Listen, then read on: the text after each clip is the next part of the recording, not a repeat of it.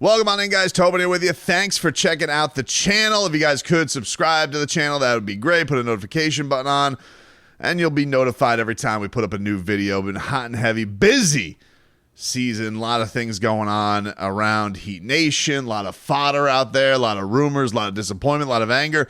You know, one thing that's putting me at ease is Summer League is right around the corner. We're getting started this weekend with the California Classic, and very exciting stuff coming out after the first practice yesterday. They had a media session after their first practice yesterday under new Summer League head coach Dan Bisaccio.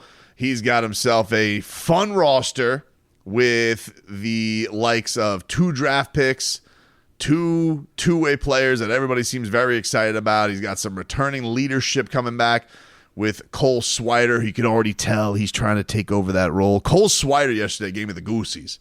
I'll tell you about that in just a second. But Pelle Larsson, first time he had spoken since being drafted. And one of the things that has been new since he's been drafted is his teammate. Keshad Johnson is now with the Miami Heat on a 2-way deal. And the Miami Heat very, very excited to have both of these players under their umbrella. I was reading this story. I think it was the Arizona Republic, I want to say. But Adam Simon goes back with the Arizona Wildcats head coach. And so the idea that, you know, maybe he not only has a little bit of an in here, that he has some knowledge of these players, but also the fact that you know, that relationship that he has going back with Tommy Lloyd at Arizona, you know, gets that knowledge. So now Keshad and Pelle are back together on the Summer League Heat, hopefully on the regular Miami Heat. And Pelle was talking about this yesterday, where he was saying that there's no other teammate that he would that he'd like to be with other than Keshad Johnson. No, I mean, I saw it. I got some texts about it on draft night, so I was really happy when they told me. And I mean, me and Keshad had a really good year together at Arizona, so I mean, I'm really happy he's here, and there's probably no other teammate I would want to play with. So I mean, it's a really cool thing. Goosies. I mean, that's goosies galore right there. No other teammate that Swedish Swish would like to play with and reunite with, and now he's got him on the Summer League Heat. Come on, dude. I can't wait for this. This is very exciting. Now, the other thing that we had to know, what has been the impression of the team? So I asked yesterday, Cole Swider Man, was on a Zoom availability, and I asked him, hey man, what are the first impressions of Kel'el Ware and Pelle Larsson? And he said, you know, look, this Cole Swider, he does podcasting, very good at the media game. So when he gets behind a microphone, he knows how to paint the picture, I think, of what it will excite Heat Nation. And he called Kel'el Ware a monster. You know, just throw it up anywhere. He compared him to Derek Lively, who was a sensation this year for the Dallas Mavericks. And funny enough, Ware actually posted a photo on his Instagram of himself and Derek Lively today. Man seems like he's got ears to the street about what people are saying about him. It was funny the other day. I saw that he did this interview with Jeremy Taché of Bally, Miami Mic'd Up. Great job. Sidelines for the Miami Heat, and of course on the Lebitard show.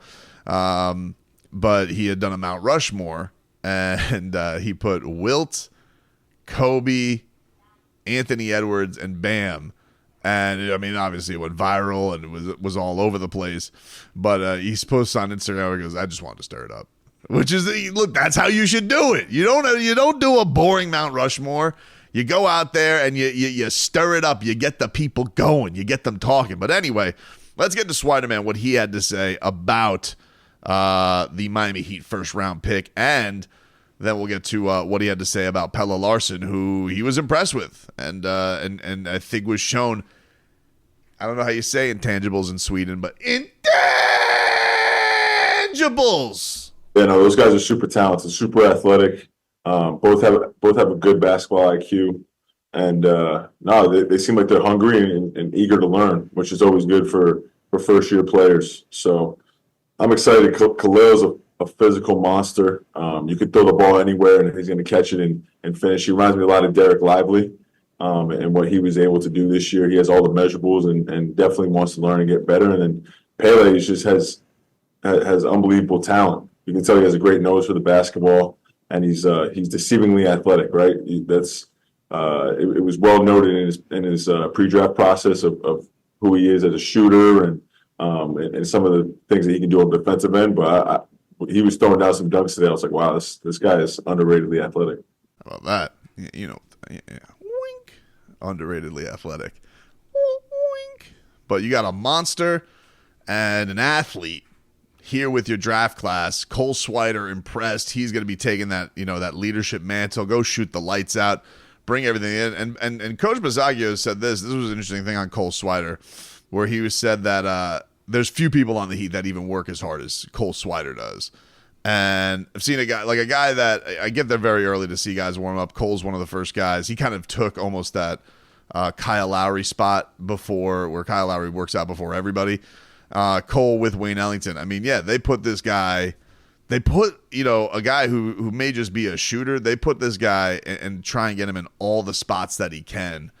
The Wayne Ellington role. And it's interesting seeing a guy like him work with Wayne Ellington, because Wayne, kind of the first guy where like Wayne Ellington was a journeyman all over the place. And then he came onto the Heat and was just lighting up the Heat 3-point records with the way he'd fly all over the place. And it's cool to see him on the staff now, getting to coach a guy like Cole and seeing what he can bring to the table. And who knows? Like, look, if this ends up being a year where the Heat, I don't want them to move out Duncan Robinson, because I thought Duncan Robinson was one of the Heat's best players last year. But if that does end up happening, if he is in one of these deals with the Pelicans, or if he's in a Lauri Markkanen deal or something like that, yeah, there's going to be that opportunity there for a sniper like Cole Swider to step in and do all of those things. And I think he gave some voice to that, but also now gets to be in that Strus, leadership position. I've been in the Heat system, and it's going to be cool to see what that turns into for him. But, given the description of Kel'el Ware being a monster, I can't wait to see that. And I saw some people being like, oh, Derek, that's what it... Again, you guys got to realize, like, what Derek Lively is going to be this year may not be what he is in 3 years. And the same thing goes for Kel'el Ware, which is kind of where I got to, where I was asking Coach Bisaccio about this yesterday, where I asked him, what is that balance that you're going to have Kel'el Ware, who's obviously athletic freak, can do all these things, can be versatile, but what do you want to see from him? Because that's probably not going to be his role this year, right? At least early on, it's going to be probably backup center, catching lobs, blocking shots, bringing balls to the wall energy. And here is what Coach Bisaccio had to say about the Heat's first-round pick. As our front office mentioned, he has a lot of versatility, a lot of talent. So we're really excited to kind of start the process of unlocking that. The most important thing is we want to make sure from day one, any draft pick we get, any player we get on this roster, that they start working on their Heat habits, the things that translate from summer league to the season. You guys have seen it. We have a lot of players who play in summer league as two ways or what have you, and immediately they get thrust into this role the next season, and it started from their habits in summer league. They were able to kind of transfer that over and have a lot of success with it. So for him, yeah, we're going to challenge him to do a lot of stuff, the standard, being able to guard, being able to roll to the rim, those types of plays. But of course, being a versatile player, we're also going to want to try and unlock some of those things. At the beginning, yeah, a lot of these players are going to be drinking from a fire hose. There's just a lot of stuff coming at them, terms, different things, especially coming from college. So we're really going to kind of just see how he hits the ground running, challenge him to continue to work on his Heat habits. And then from there, we're going to allow him to be a player. At the end of the day, let's see what he can do and mix it up out there. Yeah, this is going to be an exciting thing. And I think it's cool that Bisaccio gets the hands on this, because he's worked with Nico a lot in that hands-on of developing those skills. And he kind of works differently, I could say, like, than a lot of other guys in the pregame and the spots that they work on and the versatility they try and put with him. So I'm excited to see a guy like Kel'el, who's not as young as Nico was coming in. He has a couple of years of college under his belt. Yes, with some adversity and maybe some situations that didn't work out at Oregon, going to Indiana before he found that fit. But I think physically, maybe they're not starting as at a lower level where they did with Nico, where they really had to focus on Nico's physicality and getting his body right and getting his body to where they need him to be to compete on the NBA level. Maybe Khalil's a little bit more just ready to go in there. But obviously he's a very exciting prospect that has a lot, I think, to bring to the table that Heat fans want to see. So that's what's going to make this Summer League experiment and this Summer League stint very, very fun. I can't wait to get it going, but to hear the Heat's first round pick get described to by Cole Swider as a physical monster, that's goosies galore, dude. I don't make the rules. Oof.